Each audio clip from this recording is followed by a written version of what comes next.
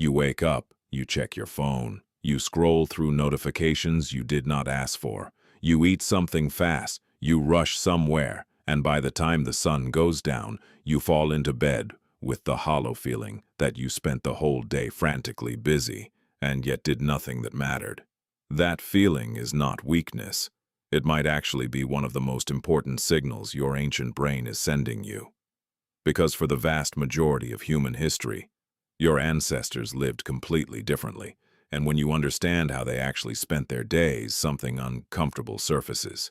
Something that makes you wonder whether the life you are living was ever designed for you at all. So what did ancient humans actually do all day? Start with time. Anthropologist Marshall Sahlins studied forager groups across Africa, Australia, and South America.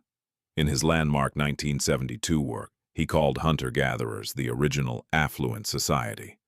Not because they had wealth, but because they had time. His research showed that most foraging groups spent between 3 and 5 hours per day on productive labor. The rest of the day was simply theirs. 3 to 5 hours. Sit with that. Not because ancient life was easy. Danger was real. Disease was brutal. But the actual labor required to sustain daily life was far lower than the mythology of prehistoric struggle suggests. The idea that your ancestors were constantly grinding on the edge of survival is largely a story modern society tells itself to make the 40-hour week feel inevitable. So what did they do with the rest of their time? They talked. Anthropologist Dunbar found that roughly 2/3 of all conversation in hunter-gatherer groups was spent on social topics, not strategy, gossip, who did what, who could be trusted. Dunbar argued that language itself evolved as social grooming, a way to maintain the web of relationships that kept early humans safe. Your brain was built to talk to people face to face. The loneliness epidemic researchers like Vivek Murthy have documented may be entirely predictable. You removed the talking, the brain noticed, they played. Anthropologist Peter Gray found that hunter-gatherer societies had no firm line between work and play. Adults played games, teased each other, sang while they worked. The painful separation between work and play is a product of industrialization, not human nature. Your longing for a job that does not feel like work is not immaturity. It is biology. They made things. The oldest cave paintings date back 45,000 years. The oldest musical instruments, bone flutes found in Germany, are over 40,000 years old. Someone 40 millennia ago spent hours carving a flute, not to survive, to make something beautiful. The urge you feel to create, to build something with your hands, that urge is as old as your species. They rested. Sleep researcher Jerome Siegel studied 3 pre-industrial societies and found they slept 6 to 8 hours, staying awake after dark around fires, telling stories. Sleep was woven into the rhythm of life. The anxiety modern culture places on sleep would have been incomprehensible to your ancestors. They walked, not as exercise, just as life.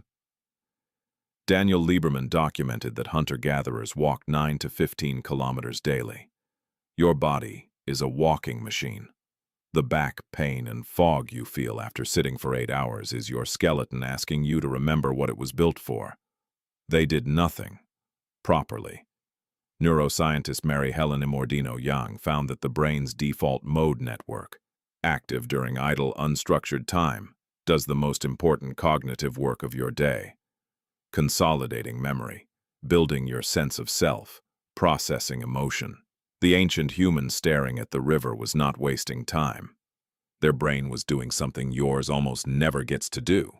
None of this argues for returning to the Stone Age. The point is more precise. The gap between the life your body was designed for and the life modern culture requires is not small.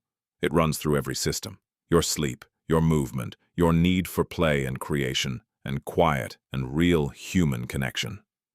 The chronic dissatisfaction so many people carry, the exhaustion sleep does not fix, the loneliness in crowded rooms, may not be personal failure. It may be the predictable output of a biological system running in the wrong environment. What did ancient humans actually do all day? They talked to people they loved. They played without guilt. They made things with their hands. They walked through open land and paid attention to it. They rested completely. They let their minds wander. Tonight, when you put your phone down and the silence comes, that hollow feeling is not emptiness. That is your oldest self, finally getting a moment to breathe. You woke up this morning, you checked your phone, and somewhere beneath all of it, something ancient in you was already wondering when you might come home.